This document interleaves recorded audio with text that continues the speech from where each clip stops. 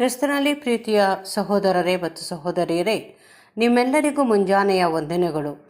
ಕ್ರಿಸ್ತನ ಜೀವಿತ ಪಾಠದ ಹೆಸರು ನನ್ನ ನೆರೆಯವನು ಯಾರು. ರೀಪ್ರಿಂಟ್ಸ್ ಪುಟ 3803, ಪುಟದ ಸಂಖ್ಯೆ 254 255. ನಿಮ್ಮ ವೈರಿಯನ್ನು ಪ್ರೀತಿಸು. ನಮ್ಮ ಕರ್ತನು ತನ್ನ ಶಿಷ್ಯರಾಗಿ ನಮ್ಮಿಂದ ಕೇಳಿಕೊಳ್ಳುವುದು, ನೆರೆಯವನನ್ನು ಪ್ರೀತಿಸುವುದಕ್ಕಿಂತಲೂ ಕೇವಲ ಹೆಚ್ಚಿನದನ್ನು. ಕಡೆಯ ಪಕ್ಷದಲ್ಲಿ ನಾವು ನಮ್ಮ ವೈರಿಯ ಬಗ್ಗೆ ಸಹಾನುಭೂತಿ ಪ್ರೀತಿಯನ್ನು ಹೊಂದಿರಬೇಕು. ಹೀಗಾಗಿ ನಾವು ಕೇವಲ ಅವರಿಗೆ ನಮ್ಮ ನಡೆನುಡಿಗಳ ಮೂಲಕ ಕೇಡು ಮಾಡಲು ಯತ್ನಿಸದೆ, ನಮ್ಮ ಅಧಿಕಾರದಲ್ಲಿರಬಹುದಾದ ಎಲ್ಲವುಗಳ ಮೂಲಕವಾಗಿ ಅವರಿಗೆ ಸಹಾಯ ಮಾಡಲು ಸಂತೋಷವುಳ್ಳವರಾಗಿ ಅದಕ್ಕೆ ಸಿದ್ಧರಾಗಿರುವೆವು. ಹೀಗಿದ್ದರೂ ನಮ್ಮ ಕರ್ತನನ್ನು ಪ್ರೀತಿಸುವಂತೆ, ಇಲ್ಲವೇ ನಮ್ಮ ಸೋದರರನ್ನು ಪ್ರೀತಿಸುವಂತೆ ನಾವು ನಮ್ಮ ವೈರಿಗಳನ್ನು ಪ್ರೀತಿಸಬೇಕೆಂಬುದು ನಮ್ಮ ಕರ್ತನ ಮಾತಿನ ಅರ್ಥವೆಂದು ಯಾರೂ ಭಾವಿಸಕೂಡದು. ನಮ್ಮ ದೇವರ ಮೇಲಿನ ಮತ್ತು ನಮ್ಮ ಸಹೋದರರ ಮೇಲಿನ ಪ್ರೀತಿಯು ಅತಿ ಉನ್ನತ ಬಗೆಯದು. ಅಂದರೆ ಅದು ನಮ್ಮ ಪರಲೋಕದ ತಂದೆಯ ಗುಣ ಸ್ವಭಾವಗಳಲ್ಲಿ ಸೂಚಿತವಾದ ತತ್ವಗಳನ್ನು ಅರಿತುಕೊಂಡು ಅವುಗಳನ್ನು ಪ್ರಶಂಸಿಸುವುದರಲ್ಲಿ ಒಳಗೊಂಡಂಥ ಪ್ರೀತಿ.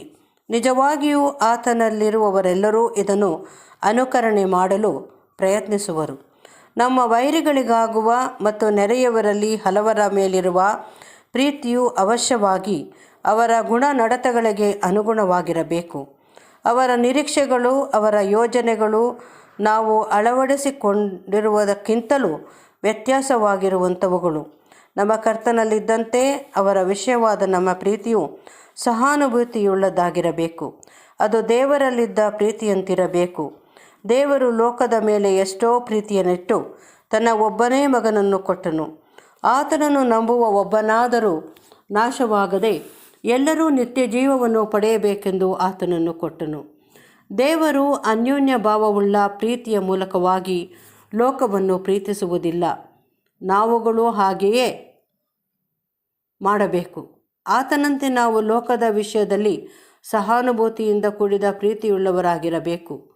ಪರಿಪೂರ್ಣತೆಯಿಂದ ಬಿದ್ದು ಕೆಟ್ಟು ಹೋಗಿರುವಂಥ ಲೋಕದ ಸ್ಥಿತಿಯನ್ನು ಮನಗಂಡವರಾಗಿ ಅದನ್ನು ರಕ್ಷಿಸುವ ಸಲುವಾಗಿ ನೀತಿ ಮತ್ತು ಕರುಣೆಯ ಅನುಸಾರವಾಗಿ ಅದನ್ನು ಸಂತೈಸಲು ನಮ್ಮ ಸಾಮರ್ಥ್ಯದಲ್ಲಿರುವುದೆಲ್ಲವನ್ನು ಮಾಡಲು ಸಂತೋಷಿಸುವವರಾಗಿರಬೇಕು. ಧರ್ಮಶಾಸ್ತ್ರದ ಆದೇಶದ ಅನುಸಾರ ಪ್ರೀತಿಗೆ ಒಂದು ಮಿತಿ ಇರುವುದಾಗಿ ತೋರುವುದು. ನಿನ್ನ ನೆರೆಯವನನ್ನು ನಿನ್ನಂತೆಯೇ ಪ್ರೀತಿಸಬೇಕು, ಅಂದರೆ ನಮಗಿಂತಲೂ ಉತ್ತಮವಾಗಿ ಅಲ್ಲ. ಆದುದರಿಂದ ಒಬ್ಬ ನೆರೆಯವನ ಜೀವವು ಗಂಡಾಂತರದಲ್ಲಿದ್ದಲ್ಲಿ ಕೇವಲ ನಮ್ಮ ಜೀವವನ್ನೇ ತ್ಯಾಗ ಮಾಡಿ ಅವನಿಗೆ ಸಹಾಯ ಮಾಡಲು ಸಾಧ್ಯವಿರುವುದು. ಪ್ರೀತಿಯ ವಿಷಯವಾದ ದೈವಿಕ ನಿಯಮಗಳು ಅವನನ್ನು ನಮಗಿಂತಲೂ ಹೆಚ್ಚಾಗಿ ಪ್ರೀತಿಸುವವರಾಗಲು ನಾವು ಅವನ ಜೀವಕ್ಕಾಗಿ ನಮ್ಮ ಜೀವವನ್ನು ತ್ಯಾಗ ಮಾಡಬೇಕೆಂಬುದನ್ನು ಬಯಸುವುದಿಲ್ಲ. ಮತ್ತು ಇದು ದೇವರ ನಿಯಮಗಳು ಬಯಸುವುದಕ್ಕಿಂತಲೂ ಅಧಿಕವಾದದ್ದು. ಅದರಂತೆಯೇ ನಮ್ಮ ನೆರೆಯವನು ನಮಗೋಸ್ಕರ ತನ್ನ ಪ್ರಾಣವನ್ನು ಕೊಟ್ಟವನಾಗಿ ಆತನು ತನಗಿಂತಲೂ ನಮ್ಮನ್ನು ಹೆಚ್ಚು ಪ್ರೀತಿಸುವುದನ್ನು ನಾವು ಸಹ ಅಪೇಕ್ಷಿಸಬಾರದು.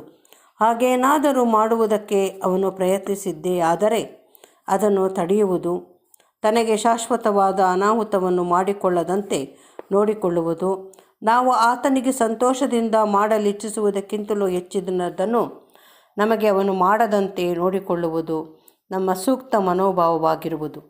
ಈ ಒಂದು ನಿರ್ದಿಷ್ಟವಾದ ರೀತಿಯಲ್ಲಿ ನಮಗಾಗಿ ತನ್ನ ಜೀವವನ್ನು ಯಜ್ಞಾರ್ಪಣೆಯನ್ನಾಗಿ ಮಾಡಿಕೊಂಡ ನಮ್ಮ ಕರ್ತನ ವಿಧಾನವು ಧರ್ಮಶಾಸ್ತ್ರ ವಿಧಿಯು ಕೇಳಿಕೊಳ್ಳುವ ಯಾವ ಸಂಗತಿಗಿಂತಲೂ ಮೀರಿದ್ದಾಗಿರುವುದು. ತನ್ನ ಜೀವವನ್ನು ಎಲ್ಲರಿಗೋಸ್ಕರ ಈಡಾಗಿ ಅರ್ಪಿಸಿದುದರಲ್ಲಿ ಆತನು ಧರ್ಮಶಾಸ್ತ್ರ ವಿಧಿಗಳು ಬಯಸುವುದಕ್ಕಿಂತಲೂ ಹೆಚ್ಚಿನದನ್ನು ಮಾಡಿದನು.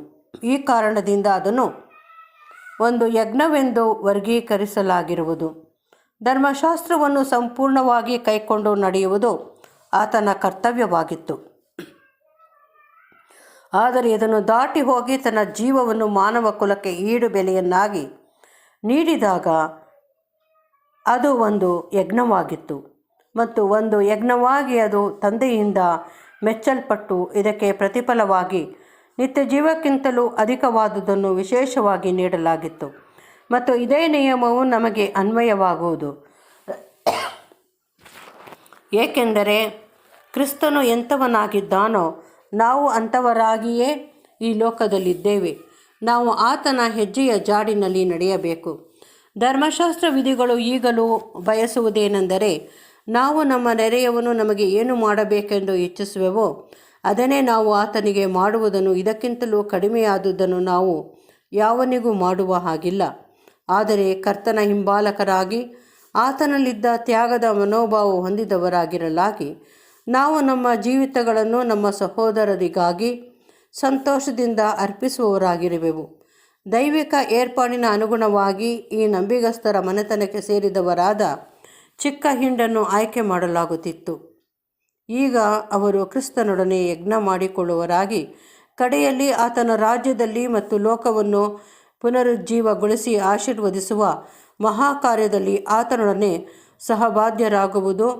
ಧರ್ಮಶಾಸ್ತ್ರವು ಬಯಸುವಂಥವುಗಳ ವಿಷಯದಲ್ಲಿ, ಯಾವ ಜೀವಿಯ ವಿಚಾರದಲ್ಲಿ ನ್ಯಾಯವು ಬಯಸುವುದೆಂಬುದರ ವಿಷಯದಲ್ಲಿ ಅಲ್ಲದೆ ನಾವು ಮಾಡುವ ಯಾವ ಸಂಗತಿಯೂ ನಮ್ಮ ಯಜ್ಞಾರ್ಪಣೆಯ ಒಂದು ಭಾಗವಾಗುವುದೆಂಬ ವಿಷಯದಲ್ಲಿಯೂ ಸಹ ಸ್ಪಷ್ಟವಾದ ತಿಳುವಳಿಕೆಯನ್ನು ಹೊಂದಿರುವುದು ನಮಗೆ ಅತ್ಯವಶ್ಯಕವಾಗಿರುವುದು.